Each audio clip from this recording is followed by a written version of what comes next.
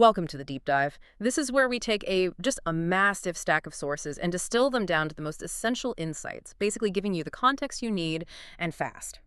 Today we're on a pretty crucial intellectual journey. We're charting how psychology moved from seeing humans as, I don't know, almost like automatons reacting to triggers, Right, just simple reactions. all the way to acknowledging the complex inner lives, the beliefs, the desires that actually drive us. And this deep dive really gives you a roadmap for understanding these fundamental human processes. We're talking learning, development, motivation. Our sources cover some core psychological pillars, the very rigid science of behaviorism, then the necessary bridge of social learning theory, the deep motivational structure from Maslow, and finally the ultimate subjective view of phenomenology. Our mission here is to show you exactly how each of these layers was built on top of the last one. So you get this really comprehensive and I think highly applicable view of the human mind. Right. Okay, let's unpack this. And we really have to start at the beginning with the starkest, most mechanical view of human action. Behaviorism. Right, the behavioral perspective. We're talking about figures like John B. Watson and B.F. Skinner. And they essentially said, look, if we can't observe it, it doesn't count. Simple as that. Simple as that. Yeah. They defined learning as exclusively focused on observable behavior and external stimuli. They just fundamentally rejected any serious reference to the mind or internal factors. They saw it as, too subjective for real science. So for them, psychology was about controlling and predicting behavior. No thoughts, no feelings, just inputs and outputs. Exactly. And the most kind of primitive form of this is classical conditioning. Precisely. Classical conditioning, which was pioneered by Ivan Pavlov and then expanded by Watson, deals entirely with involuntary automatic behaviors, reflexes. So the learning process is all about pairing a neutral stimulus, something that means nothing, with an unconditioned stimulus, which naturally produces a response. You do that enough times, and the neutral stimulus becomes conditioned. It can cause that response all by itself. And of course, we have the iconic, maybe highly controversial example of this applied to humans. Watson's experiment with little Albert. That's the most famous one from 1920. Watson paired a white rat, which the baby, an 18-month-old, initially had no fear of, with a really loud sound. A hammer on a metal bar? A hammer on a metal bar, yeah. So the loud sound is the unconditioned stimulus and naturally makes you jump, makes you scared. After just a few of these pairings, Albert came to fear the rat itself. And not just the rat, right? No, not just the rat. He started fearing other furry white objects. It showed how emotional responses could be, conditioned into a person through purely external events. But, okay, most of what we do isn't involuntary, like drooling or flinching. It's voluntary choice. Raising your hand, buying something, learning a new skill. How did behaviorists explain that? That's where we get into operant conditioning. And that's primarily B.F. Skinner's domain. Operant conditioning focuses on strengthening or weakening voluntary behaviors by associating them with consequences. So reinforcement or punishment? Exactly. It's all based on Thorndike's law of effect. Behaviors that get you a satisfying result are more likely to be repeated. The ones that don't, well, they fade away. So what was Skinner's big addition to that? What did he think Pavlov and Watson were missing? The critical distinction is the source of the action. Pavlov and Watson saw behavior as being elicited by something external. A trigger. A trigger, Yeah. yes. Skinner argued that voluntary behaviors, what he called occurrents, are emitted by the organism. So you act on the environment first, and then the consequences shape whether you'll do that action again. It's an active feedback loop. And this purely mechanical process, it wasn't just a theory. Skinner actually tried to overhaul the classroom with something called programmed instruction. He did. His motivation came in 1953 after watching his own daughter's fourth-grade math class. He saw two big problems. The feedback was always delayed, and everyone had to go at the same pace. Which just doesn't work for learning. It doesn't. Skinner argued that to really learn something, you need immediate reinforcement to cement the action, and the pacing has to be individualized. So he built these teaching machines. Yes, and they addressed this using these small, sequenced frames of content. A student would have to compose a short written response, which forces you to recall information, not just recognize it from a list. Like multiple choice. Right, and you'd get immediate feedback, progress at your own rate. But what's really fascinating here is the principle of accountability he built in. This is where it gets really interesting for today. He basically inverted responsibility. If the student failed, it wasn't the student's fault. Absolutely. A core design requirement was a very low error rate, less than 5 or 10%. If the student failed to learn the material, the accountability lay entirely with the programmer's inadequate design. Wow. He basically said, don't blame the user for failure. Blame the system that allowed the user to fail. That's so relevant now. I mean, think about user experience design, management systems, even building your own habits. If you can't get it right, maybe you need to look at the process, not just blame yourself. It completely shifts the focus from, some internal grit to the external system design. But eventually, that strict, no mind allowed view of behaviorism, it just hit a wall. It couldn't explain everything. Not even close. It couldn't explain complex social interactions, or how kids acquire language so fast, or learning without any direct reinforcement. And that limitation leads us to a huge theoretical shift. It leads to Albert Bandura and his social learning theory, which is really the crucial cognitive bridge. Yes, Bandura's theory, which he later expanded into social cognitive theory, it fundamentally accepts behaviorism's ideas about reinforcement. But it adds two critical new ideas: these mediating cognitive processes, what happens in your head, and the incredibly powerful mechanism of observational learning. So humans are not just reacting. We are active information processors. We think, we plan, we symbolize, we don't just react. So this brings the action inside our own heads. If we're watching someone, a model, what are the 4 crucial internal steps that decide if we actually copy them? Okay, so these 4 processes happen between seeing the behavior and maybe doing it yourself. First is attention. The model has to capture your interest. I mean, you see thousands of behaviors a day. You don't pay attention to all of them. Right. Second is retention.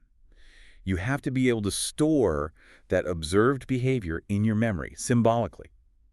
This is so important because a lot of social learning isn't immediate. You might see something and then imitate it weeks later. So you mentally record it.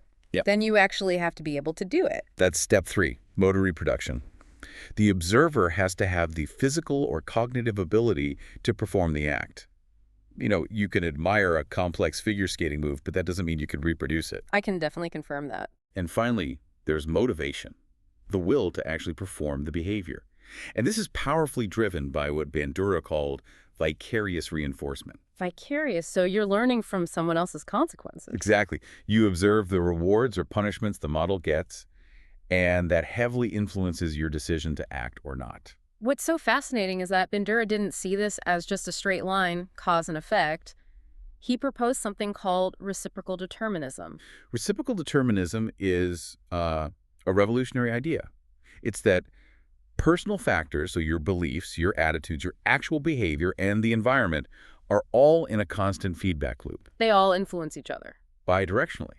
It's not just the environment shaping your behavior. Your behavior changes the environment, and your beliefs change how you even interpret that environment. How does that actually play out in, a listener's everyday life? Oh, we see it constantly. Think about a toxic work culture, or even just setting personal goals. Let's say you hold a belief, a personal factor, that you are just bad at public speaking. That belief makes you avoid giving presentations. That's your behavior, which means you never get positive feedback or have a good experience.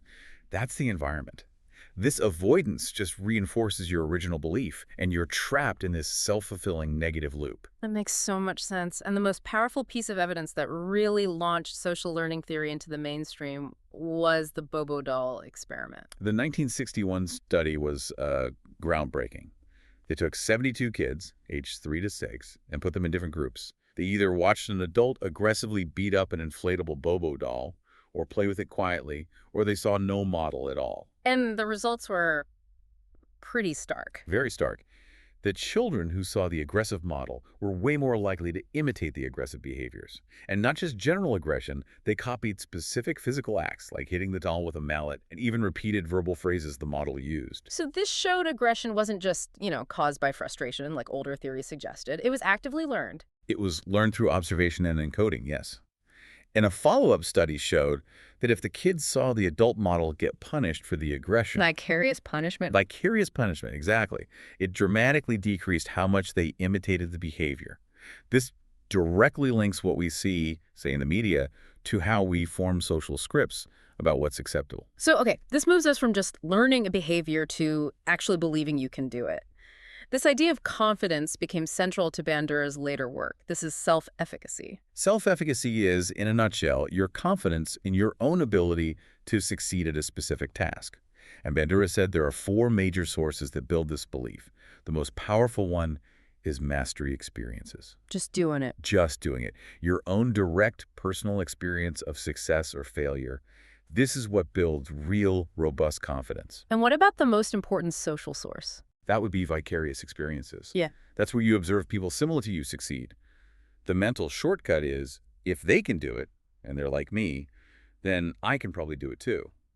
This is why representation and role models is so incredibly important. And the last two sources are about how the outside world and our own bodies affect that belief. Right. The third is social persuasion. That's encouragement from people you find credible. A coach, a mentor, a teacher. Their belief in you can give you a boost. And finally, physiological and emotional states, how you interpret your own anxiety or calmness. If you feel composed before a big meeting, you interpret that as readiness, which boosts your self-efficacy. The application here is just immediate, especially in fields where some groups might feel like they don't belong. Absolutely. For instance, studies found that women in calculus classes reported higher self-efficacy when their professor was also female. They could identify with a similar, successful model. And another one found that students were more persistent when they read about the struggles famous scientists went through, not just their final, polished achievements. Ah, so seeing the effort is key. Seeing the effort is critical. Self-efficacy is deeply affected by relating to the visible journey. Okay, so Bandura showed us that learning is cognitive and it's social. But what about motivation when the basics are covered? Once your self-efficacy is high, you've mastered a skill, what makes you want to tackle the next, even harder challenge? For that, we turn to Abraham Maslow. Maslow's hierarchy of needs from 1943 gives us a framework for human motivation.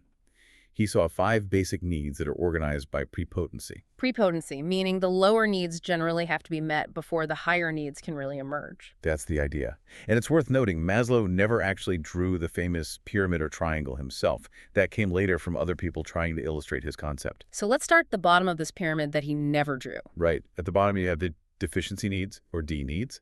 It starts with physiological needs, air, food, sleep, the things you need for homeostasis. Then, safety needs, job security, roof over your head, health. And third, love and social needs, belonging, friendship, intimacy. And if those are missing, you feel a strong drive to get them. A very strong lack, yes. And the distinction between those D needs and the higher level growth needs is really the core of the theory, isn't it? It's the whole pivot. It is. D needs are like gravity. They pull you down if they're missing. You're motivated by avoiding a deficit. Growth needs, on the other hand, they don't go away when you achieve them. They're motivated by a desire for more growth, more fulfillment. The motivation shifts from survival to expansion. And those growth needs start with esteem. Yes. Esteem has 2 parts. A lower one, which is the need for respect and recognition from other people's status, reputation, and a higher one, which is self-respect, mastery, competence, real confidence. At the very top of his original model, you have self-actualization. The desire to become everything you are capable of becoming. To become the most that one can be, exactly. But Maslow didn't stop there, did he? He kept refining this, which is why our sources include his later additions. He did. He added a couple of less cited levels that are hugely relevant for us. First, cognitive needs. This is the craving for meaning, for information, for comprehension, for curiosity. This is why we read books and travel and try to learn new things long after our survival is secured. It's that intrinsic drive to understand the world just for the sake of it. Precisely. And his final addition was transcendence needs. This is the desire to reach the highest levels of human consciousness, often expressed as altruism or spirituality or service. Giving yourself to something beyond yourself. Finding meaning outside the self. That's it. Okay, wait. The pyramid is incredibly popular, but Maslow's theory has faced some serious challenges, right? Especially its rigidity and cultural bias. It has. The specific ranking, the hierarchy, it lacks consistent, hard empirical evidence. Maslow himself admitted that needs overlap. You don't need to be 100% safe before you want friends. And a cultural critique. That's the big one.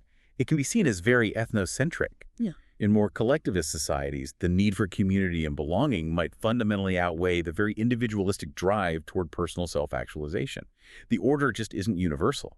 Okay, so we've gone from Skinner's external controls to Bandura's internal beliefs to Maslow's layered motivations.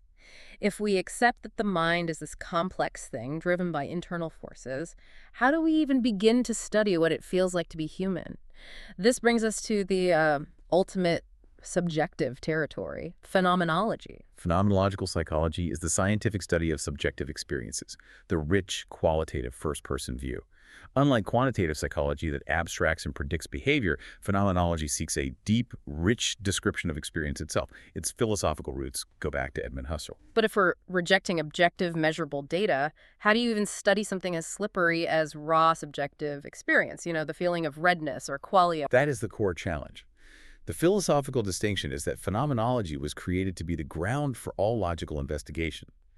So cognitive science can map your brain activity when you think about an apple, sure.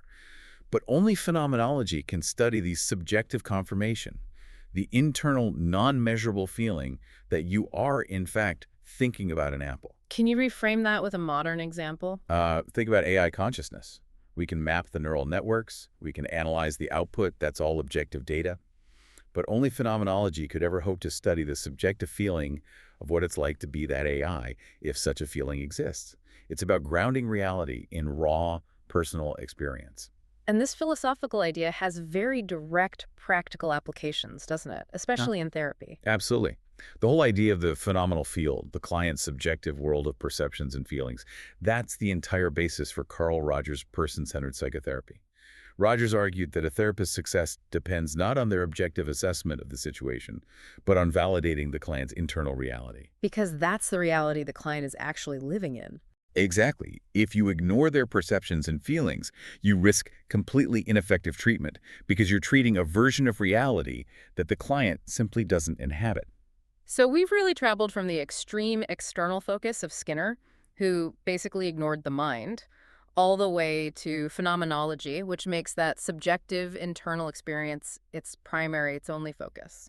That is the complete journey. We traced our understanding of human behavior from this rigid, stimulus-driven conditioning, where failure was the programmer's fault, not the student's, to systems that account for internal thought, like Bandura's processes of attention and retention, and of course, self-efficacy. And this paved the way for understanding deep, multi-layered human motivation, like Maslow's push towards self-actualization and even transcendence. Knowing these frameworks really gives you powerful leverage over your own development. You can now understand why the systems around you are designed the way they are, why social proof is so powerful, and that your own beliefs about your competence, your self-efficacy, are key predictors of success. And that ties everything back to effort, doesn't it? Bandura's research suggests that the role models who are most motivating are the ones whose success is attributed to effort, not just to some innate talent. If we're constantly learning by observing others' journeys, their struggles, their system failures, their perseverance, it informs our own sense of what's possible. We started with the external stick and carrot of Skinner. We moved inward to Bandura's observation of the struggle, and we landed at Maslow's goal of transcendence. The ultimate lesson here seems to be that the systems you design, the stories you tell, and the goals you set, they all need the same ingredient: visible, acknowledged effort. So for you to think about, how often are you sharing the effort and the perseverance behind success, not just the final shiny achievement, in motivating yourself and others toward those highest levels of human fulfillment?